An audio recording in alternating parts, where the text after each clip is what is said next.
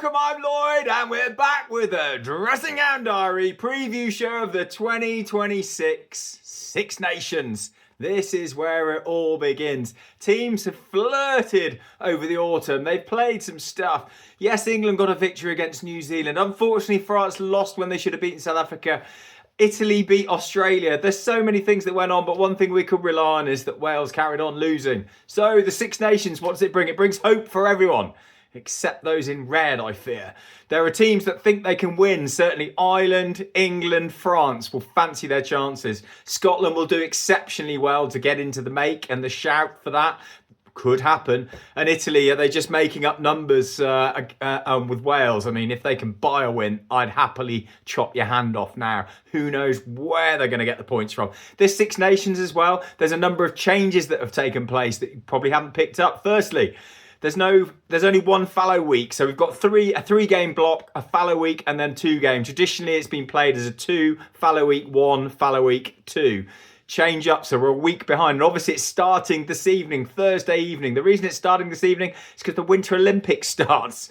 And the opening ceremony takes place on Friday, so they didn't want to clash. But I'm not sure how many of the Celtics will really pay attention, but the French clearly do.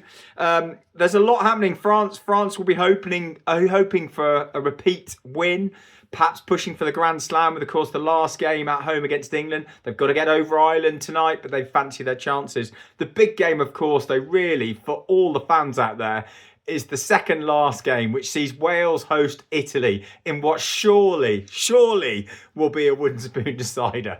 It's so upsetting. But there we are. We live in hope. Who knows? Whenever Wales go into a Six Nations with no hope whatsoever, they somehow come away with a Grand Slam. But miracles sometimes do happen.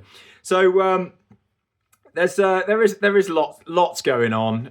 France have made quite a few changes. They'll be disappointed with their loss against South Africa. They were up in that game, but yet couldn't close it out in the autumn. But Pinot is out of the squad. Their record try scorer is not even selected.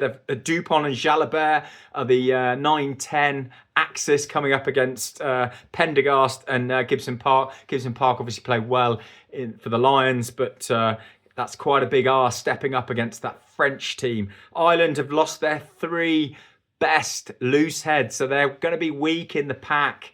What we're going to do this one, I'm not going to go into detail about the England-France game and the Italy-Scotland game. I'll come on to that tomorrow. This is just a quick interlude, quick break in, get into the spirit of the Six Nations and focus on the 8:10 kickoff this evening, which sees France take on Ireland. Where do we think it's going to be? Ireland have got a hope beyond hope that they can find some form and get into the game. France will be thinking we can start the Six Nations in style at home, pile the points on and go forward. I'm not going to give you a Freddy's flutter for this one. I'm going to hold it back until tomorrow. But we could do a little review as well of the first game that takes place. But for now, enjoy tonight, this evening. Get ready for the weekend.